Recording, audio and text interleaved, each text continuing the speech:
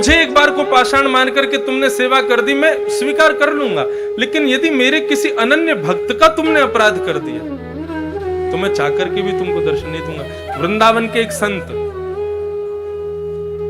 वे एक बहुत बड़े व्यापारी थे, सावधानी से सुनिएगा,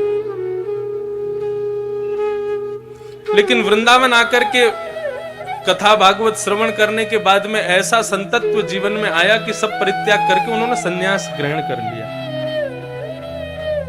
एक महात्मा जी से दीक्षा ले ली, महात्मा ने उनको सुंदर गुरु मंत्र प्रदान किया और कहा कि इस मंत्र की निष्ठा मान करके, इस मंत्र को ही योगेश्वर कृष्ण का स्वरूप मान करके इस पर पूर्ण विश्वास के साथ इसका जप करो। ठीक। और जैसी गुरु जी की आज्ञा थी, पहले जमुना स्नान, फिर रज को माथे से लगा करके, रज को अपने 12 अंगों में लगा करके फिर मंत्र का स्मरण करना। ठीक है, सावधानी से सुनना। संत गए, पहले तो यमुना में डुबकी लगाई, डुबकी लगा करके ब्रज रज को अपने पूरे तन पर लगा करके और गुरु मंत्र का, गुरु तारक मंत्र का जैसे ही स्मरण करने लगे तो एक बार में ही, एक मंत्र का जाप करते ही, नेत्र बंद करते ही उनको श्री लाडली जी और श्री ठाकुर जी का दर्शन होने लगा। ये एक बार नहीं हुआ है। हमारे गुरुदेव, हम जिस परंपरा से हैं, जिस प्रकार पुष्टि मार्ग के मुख्य प्रणेता श्री वल्लभाचार्य जी हैं, ऐसे हमारे श्री संप्रदाय के मुख्य जो आचार्य हैं वे हैं अनंत श्री विभूषित भाष्यकार स्वामी श्री रामानुज भगवान शेषावतार। जब उनको गुरु जी ने अष्टाक्षर मंत्र दिया हमारे श्री वैष्णव संप्रदाय का, तो गुरु मंत्र का पहला जाप करते ही शंख चक्र गदा पद्म धारण करके नारायण प्रकट हो गए और उनको दर्शन दे दिया। भक्तमाल में वर्णन है कि गुरु मंत्र का, वैसे तो शास्त्राज्ञा करते हैं गुरु मंत्र किसी को सुनाना नहीं चाहिए, लेकिन जैसे ही श्री रामानुजाचार्य जी ने पहला अष्टाक्षर मंत्र गाया और पहला मंत्र का उद्बोधन करते ही नारायण प्रकट हो गए, तो उनको प्रणाम करना भी भूल गए। क्या किया? बोले गोपुर है आरूढ़, उच्च स्वर मंत्र उच्चारो। हमारे श्री वैष्णव संप्रदाय में जो दक्षिण में मंदिर होते हैं उनके बड़े ऊंचे ऊंचे गोपुर होते हैं। आप लोग तिरुपति जाओ, श्रीरंगम जाओ, श्रीरंगम का गोपुर तो महाराज किलोमीटरों दूर से दिखाई देता है। तो जैसे ही रामानुजाचार्य भगवान ने श्री नारायण प्रभु के दर्शन किए तो प्रणाम भी नहीं किया, दौड़े हैं और सीधे गोपुर के ऊपर खड़े होकर के अष्टाक्षर मंत्र को जोर जोर से चिल्लाने लगे, गाने लगे। आचार्यों ने कहा, बोले अपराध कर रहे हो, गुरु मंत्र को खुले में गा रहे हो। तो रामानुजाचार्य जी कह रहे हैं, जिस मंत्र का एक बार उच्चारण करने से नारायण दर्शन दे दे, ऐसे मंत्र को गुप्त नहीं रखूंगा मैं तो सबको सुना दूंगा ताकि सबको दर्शन हो जाए। कैसा भाव रामानुजाचार्य जी का।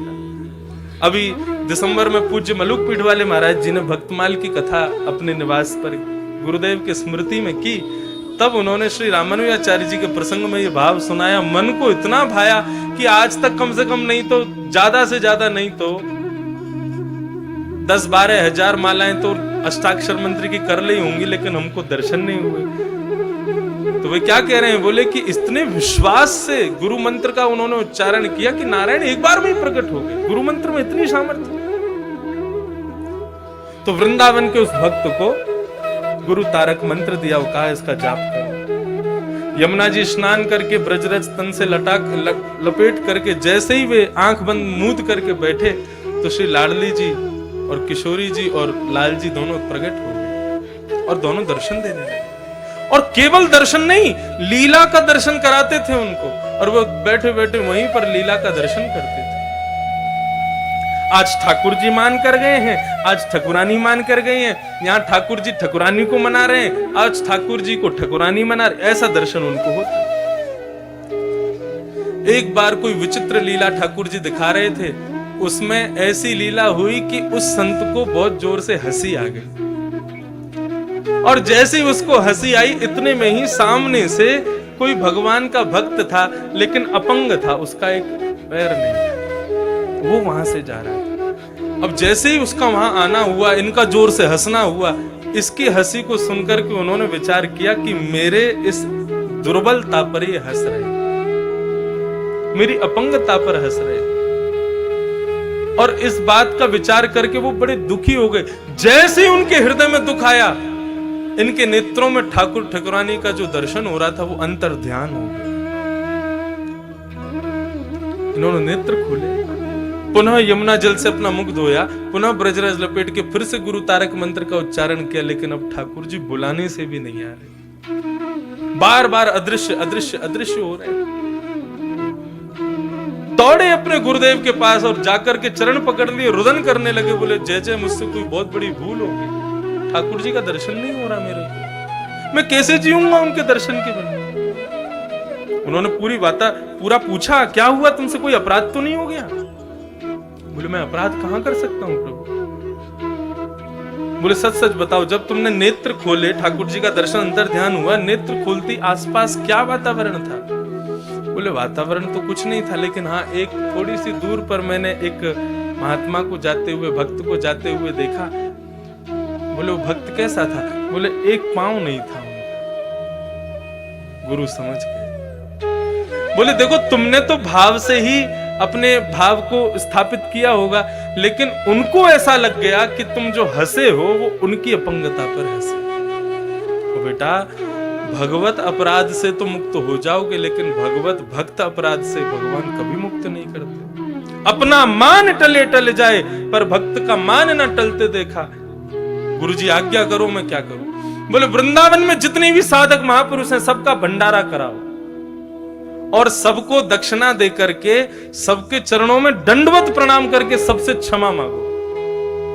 जिससे तुमने अपराध नहीं भी किया उससे भी क्षमा मांगो। क्षमा में इतनी सामर्थ है कि ठाकुर जी पुनः प्रकट होकर दर्शन दे देंगे। उन्होंने वही किया, सबको प्रणाम किया, सबको बंधुओं क्षमा। हमारे पूज्य नाना जी क्षमा का इतना सुंदर भाव बताते थे। वे एक बार मुझे बता रहे थे, बोले लाला जब नाना जी विद्यालय में पढ़ते थे तो बता रहे थे, बोले मैं छोटा सा था और नाना जी की माता जी, हमारी पर नानी हुई,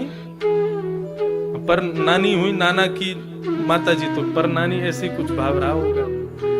तो नाना जी की माता जी बीमार हो गई, तो नाना जी के मामा जी ने आकर के गुरुदेव को बताया, बोले कि एक किशन लाल की माता जी बीमार हो गई हैं गुरुजी, लेकिन हम पर इतना धन नहीं है, क्या करें कैसे करें, आप बस प्रार्थना करो ठाकुर जी से वो जल्दी स्वस्थ हो जाए।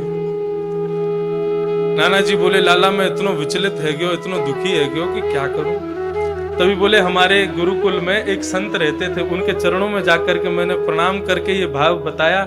तो उन संत ने कहा, परमहंस जी, उन्होंने कहा कि बेटा एक काम करो, जितने भी विद्यालय में बच्चे हैं, जितने भी विद्यालय में प्राचार्य आचार्य हैं, जितने भी विद्यालय में कार्यकर्ता हैं, रोज सुबह दोपहर शाम सबको दंडवत लेट करके प्रणाम किया करो।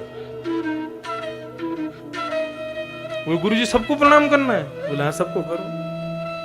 तो हमारे नाना जी बोले प्राचार्यों को कर लेंगे, कार्यकर्ताओं को कर लेंगे, लेकिन इन बालकों को करने में शर्म आएगी, ये तो हमारे संग पढ़ते हैं। और गुरुजी इनमें से कई तो ऐसे जिनसे हमारी एक आंख नहीं बनती, उनको क्या करें? गुरुजी बोले उनको तो और ज्यादा श्रद्धा से प्रणाम करना, हमने आज्ञा कर दी, अब ये काम शुरू कर दो। नाना जी बताते, बोले मैं सबको प्रणाम करता, जिनसे मेरी बनती नहीं थी ना उनको मुंह फेर के प्रणाम करता, लेकिन करता जरूर था। हाँ कल मेरी गुरुजी से शिकायत कर दी याने या से कैसे बन जाएगी, लेकिन फिर भी बोले मैं उसके पास जाता, पांव छू करके लेट करके प्रणाम करता और वो मजाक उड़ाता, हाँ ये हुई ना बात, ऐसे ही लेट के प्रणाम किया करो। वो मुझे और चेताते थे, लेकिन एक संत की आज्ञा हो गई, मैंने प्रणाम छोड़ा नहीं, सबको प्रणाम करता, लेट लेट के प्रणाम करता। बोले लाला एक दिन, 2 दिन, 3 दिन बीत गए, चौथे दिन से जो मुझसे ईर्ष्या करते थे ना, उनके हृदय में भी ऐसी दया आ गई कि जब मैं प्रणाम करता तो वो भी हाथ उठा, अरे भैया बस अब तुम, क्योंकि सुबह भी करते, शाम को भी करते, दोपहर में भी करते, रात में सोने से पहले भी करते। बोले पूरा विद्यालय इतने करुणा भाव से मुझको देखने लगा, सब इतने प्रेम से भाव से सब कृपा करने लगे।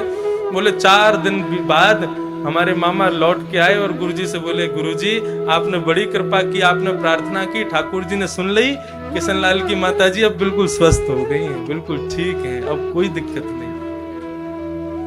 तो नाना जी कहते कि क्षमा में इतनी सामर्थ्य, उन लोगों ने मुझे क्षमा कर दिया और मेरे प्रणाम करने से मैंने उनको क्षमा कर दिया। क्षमा के भाव से इतना बड़ा प्रभाव। क्षमा बड़े न को चाहे। धर्म के 10 लक्षणों में एक लक्षण है क्षमा, जो हम कभी नहीं करते। संत ने आज्ञा कर दी, बोले सबको, सबसे जाकर के प्रार्थना करो, सब साधक तुम्हें क्षमा कर दें तो ठाकुर जी पुनः दर्शन देंगे। उन संत ने सबको प्रणाम किया, सबको दक्षिणा दी, सबके चरणों में लेट करके क्षमा मांगने लगे। सब कहते अरे भैया तेरा अपराध नहीं है, तू क्षमा क्यों मांग रहा? बोले नहीं, मैंने बहुत बड़ा अपराध कर दिया। सबको प्रणाम करते करते उनमें से वे महात्मा जिनका एक अंग नहीं था वे भी बैठे थे, उनके चरणों में प्रणाम करके क्षमा मांगने लगे। बोले प्रभु मुझे क्षमा कर दो।